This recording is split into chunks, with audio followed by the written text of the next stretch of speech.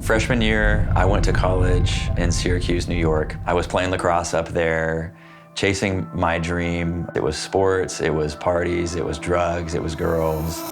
The more that I got what I wanted, the more empty I found myself.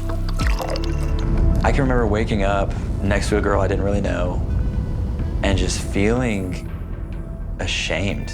Like, what am I doing with my life?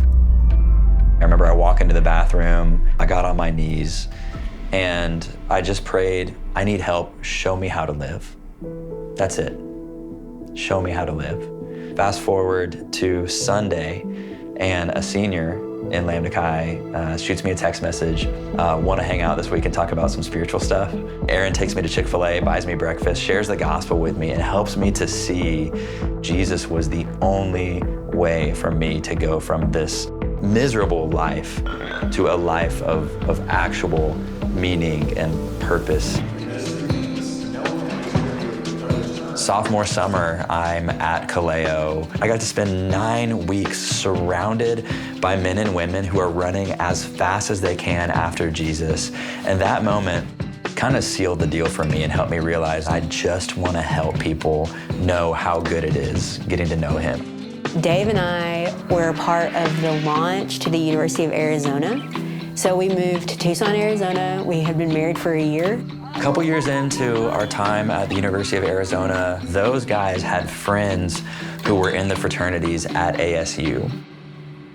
I would ask those guys, do your friends have anything like StuMo at ASU? And they would crack up every time. They'd be like, no shot, no way. Those guys are not trying to grow in their faith. That is not something that people do at ASU.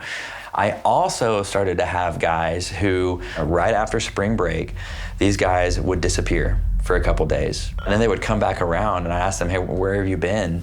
And they would tell me, hey, Dave, my buddy up at ASU died over spring break. Down in Cabo, doing cocaine, laced with fentanyl. He snorted it, he's dead. After the second or third time I heard one of those stories of one of these young men going back home to bury his best friend, I was like, I'm done. I'm done hearing these stories. I'm done hearing how ASU is not a place where people are interested in God. I'm done hearing about young men in the prime of their life being buried because they had no one to show them the way. I'm done.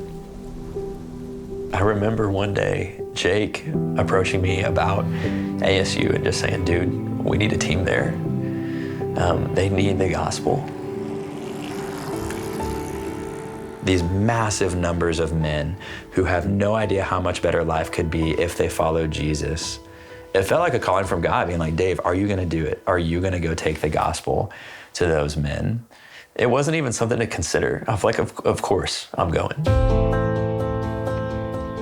So we spend 3 weeks every day on campus, all day long, meeting people, building relationships, and telling them, hey, we're doing this StuMo kickoff cookout. We invited 200 plus people. I remember day of, we're all nervous. It's at my house. I'm in the backyard for an hour plus. I'm cooking burgers, I'm cooking hot dogs. We've got this huge spread of food ready to go. The time for the event to start comes and no one shows up. It was crushing. It really hurt. We had a lot of rejection. We had a lot of no's. We had a lot of events that we planned and spent money on that no one showed up to. And we had to re-decide, hey, we're in on Arizona. This is gonna be a lot harder than we thought it was gonna be, but it's worth it, right? It's worth it for us to be here. Year 2 now, what we realized was that on this campus, students needed to grow in their faith, not just alone, not just through our one-on-one discipleship, but together in small groups. This is crazy to even get to say, but right now we have 14 different Bible studies going on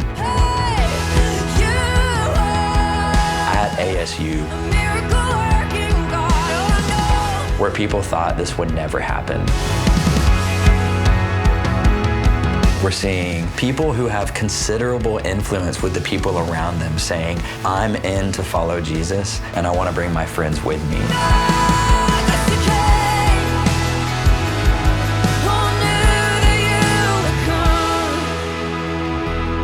When I look at the fraternity men on these campuses, I see a young version of myself.